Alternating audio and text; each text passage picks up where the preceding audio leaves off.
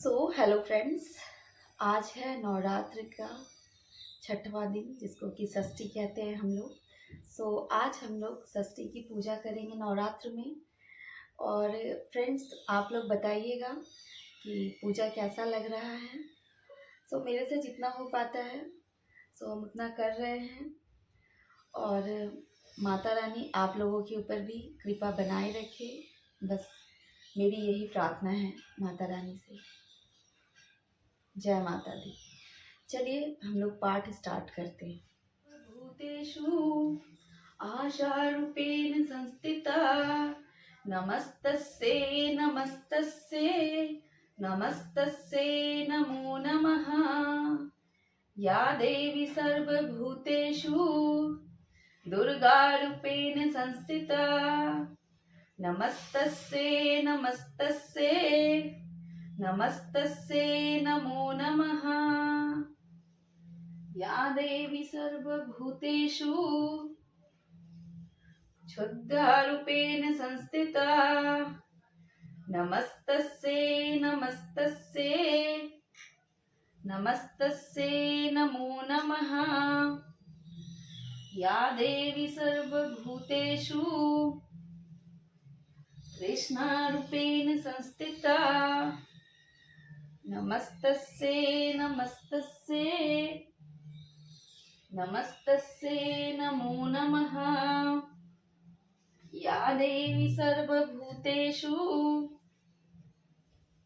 विष्णुरूपेण संस्थिता नमस्तस्यै नमस्तस्यै नमस्तस्यै नमो नमः। या देवी सर्वभूतेषु दुर्गारूपेण संस्थिता नमस्तस्यै नमस्तस्यै नमस्तस्यै नमो नमः। सप्तो अध्याय। माँ, मैं मातंगी देवी का ध्यान करती हूँ।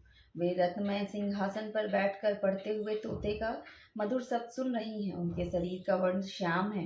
वे अपना एक पैर कमल पर रखे हुए हैं और मस्तक पर चंद्र धारण करती हैं तथा एक कलहार फूलों की माला धारण किए बीना बजाती हैं। उनके अंग में कसी हुई चोली शोभा पा रही है। वे लाल रंग की साड़ी पहने हाथ में शंखमय पात्र लिए हुए हैं। उनका बदन पर मधु का हल्का हल्का प्रभाव जान पड़ता है और ललाट में बिंदी शोभा दे रही है। ऋषि कहते हैं, तदंतर शुंभ की आज्ञा पाकर वो चंड मुंड आदि दैत्य चतुर्गनी सेना के साथ अस्त्र शस्त्रों से सुसज्जित हो चल दिए हैं। फिर गिरिराज हिमालय के स्वर्णमय ऊंचे शिखर पर सिंह पर बैठी देवी को देखा। वे मंद मंद मुस्कुरा रही थी। उन्हें देखकर दैत्य लोग तत्पर से पकड़ने का उद्घोष करने लगे। किसी ने धनुष तान लिया, किसी ने तलवार संभाली तथा कुछ लोग देवी के पास आकर खड़े हो गए। तब अंबिका ने उन शत्रुओं के प्रति बड़ा क्रोध किया। उस समय क्रोध का कारण उनका मुख काला पड़ गया, ललाट में भौहें टेढ़ी हो गई। वहां से तुरंत विकराल मुखी काली प्रकट हुई, जो तलवार और पास लिए हुई थी।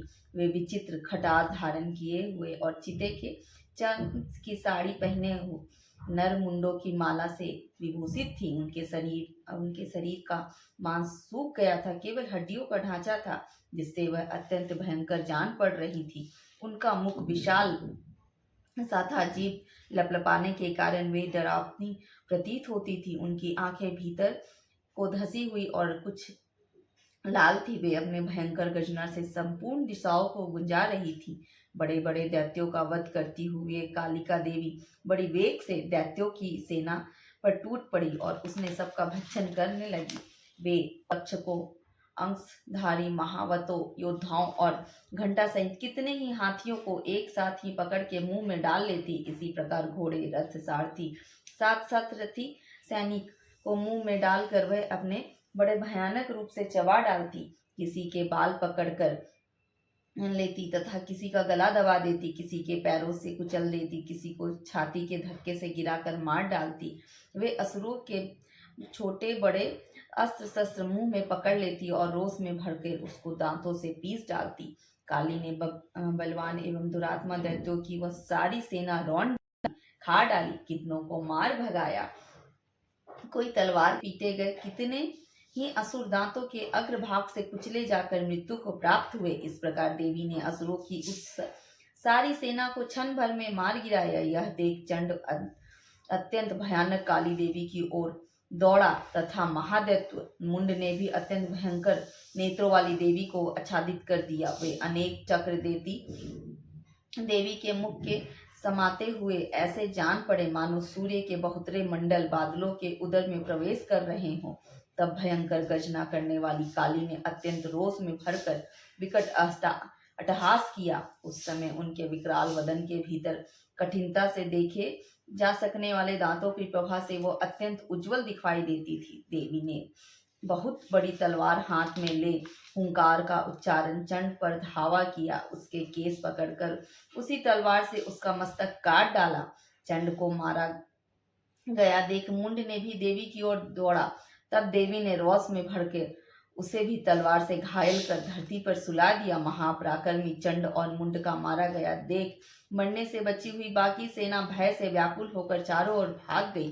तदंतर काली ने चंड और मुंड का मस्तक हाथ में ले चंडिका के पास जाकर प्रचंड अट्टहास करते हुए कहा, देवी, मैंने चंड और मुंड नामक इन दो महा पशुओं को तुम्हें भेंट किया है। अब यह युद्ध यज्ञ में शुंभ और निशुंभ का स्वयं ही वध करना। ऋषि कहते हैं, वहां लाए हुए चंड मुंड नामक महादैत्यों को देखकर कल्याणमयी चंडी ने काली से मधुर वाणी में कहा, देवी, तुम चंड और मुंड को लेकर मेरे पास आई हो, इसलिए संसार में तुम्हारी ख्याति होगी।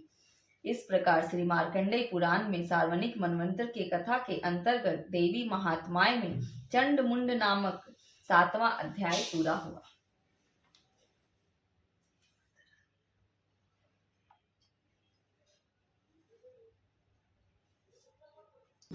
जय अम्बे गौरी मैया, जय श्यामा गौरी, तुमको निश दिन ध्यावते, मैया जी को निश दिन ध्यावते, हरि ब्रह्मा से बड़ी।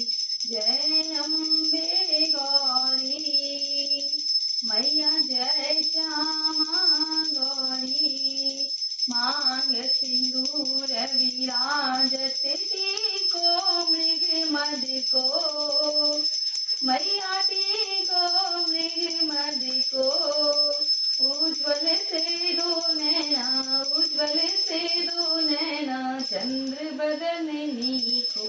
जय अम्बे गौरी मैया, जय श्यामा गौरी, कनक समान कलेवर रातांबर राजे, मैया रातांबर राजे, रक्त पुष्प गलमाला, रक्त पुष्प गलमाला, कंठन पर साजे। जय अम्बे गौरी मैया, जय श्यामा गौरी, हे हरि वाहन राजत खगड़ कपड़ धारी, मैया खगड़ कपड़ धारी, सुर नर मुनि जन सेवत, सुर नर मुनि जन सेवत, जिनके दुख हारी। जय अम्बे गौरी मैया, जय श्यामा गौरी, कानन कुंडल शोभित नासाग्रे मोती, मैया नासाग्रे मोती, कोटिक चंद्र दिवाकर, कोटिक चंद्र दिवाकर, राजत सम ज्योति। जय अम्बे गौरी मैया, जय श्यामा गौरी, शुंभ निशुंभ विदारे महिषासुर घाती, मैया महिषासुर घाती, धूम्र विलोचन नैना, धूम्र विलोचन नैना, निस दिन मदमाती। जय अम्बे गौरी मैया, जय श्यामा गौरी, चंड मुंड संहारे सोनित विज हरे मैया सोनित विज हरे मधु कैटब दो मारे मधु कैटब दो मारे सुर भयहीन करे जय अम्बे गौरी मैया जय श्यामा गौरी ब्रह्मानी रुद्रानी तुम कमला रानी मैया तुम कमला रानी आगम निगम बखानी आगम निगम बखानी तुम शिव पट रानी जय अम्बे गौरी मैया जय श्यामा गौरी 64 योगिनी गावत नृत्य करते भैरो मैया नृत्य करते भैरो बाजत ताल मृदंगा और बाजत डमरू जय अम्बे गौरी मैया जय श्यामा गौरी तुम ही जग की माता तुम ही हो भरता मैया तुम ही हो भरता भगतन की दुख हरता सुख संपत्ति करता जय अम्बे गौरी मैया जय श्यामा गौरी पूजाचार्य अति शोभित वर मुद्राधारी मैया वर मुद्राधारी मन वांछित फल पावते सेवत नर नारी जय अम्बे गौरी मैया जय श्यामा गौरी कंचन थाल विराजत अगर कपूर बाती मैया अगर कपूर बाती श्रीमाल के तुम्हें राजत कोटि रतन ज्योति जय अम्बे गौरी मैया जय श्यामा गौरी श्री अम्बे जी की आरती जो कोई नर गावे मैया जो कोई नर गावे कहत शिवानंद स्वामी कहत परमानंद स्वामी सुख संपत्ति पावे जय अम्बे गौरी मैया जय श्यामा गौरी।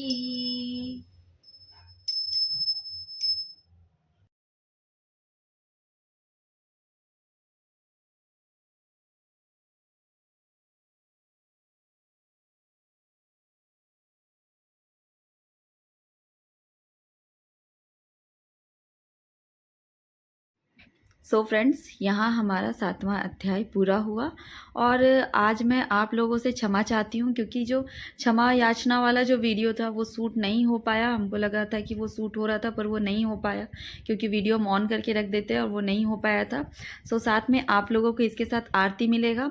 सो आप लोगों को आई होप कि ये वीडियो देख के बहुत अच्छा लग रहा होगा क्योंकि नवरात्र का महीना चल रहा है और नवरात्र में माँ दुर्गा की स्तुति करने से ही बहुत ज़्यादा इंसान को ऐसे फल मिलता है। सो जितने लोग हैं और जितने लोग भक्तजन हैं जो देख रहे हैं, सो उन लोगों के ऊपर भी माता रानी की कृपा ऐसे ही बने रहे और आप लोग भी ऐसे ही आगे बढ़े और आप लोगों की भी जो मनोकामनाएं हैं वो सारी मनोकामनाएं पूर्ण हो जाए। सो मैं भी अपनी मैया रानी से वही मनोकामना जो सबकी रहती है, सब लोग अपनी जो भी दुख दर्द रहता है वो मैया को कहते हैं। सो वही हम भी कह रहे थे मैया से।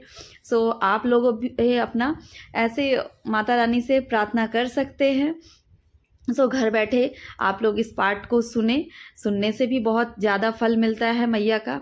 सो आप लोग ऐसे ही प्यार दे चैनल को और ज़्यादा से ज़्यादा लाइक शेयर एंड सब्सक्राइब करें। और जो लोग मेरे चैनल पे नए हैं वो प्लीज़ चैनल को सब्सक्राइब कर दो और बेल नोटिफिकेशन प्रेस करना ना भूलें। सो मिलते हैं नेक्स्ट ब्लॉग में हम लोग। Thanks for watching.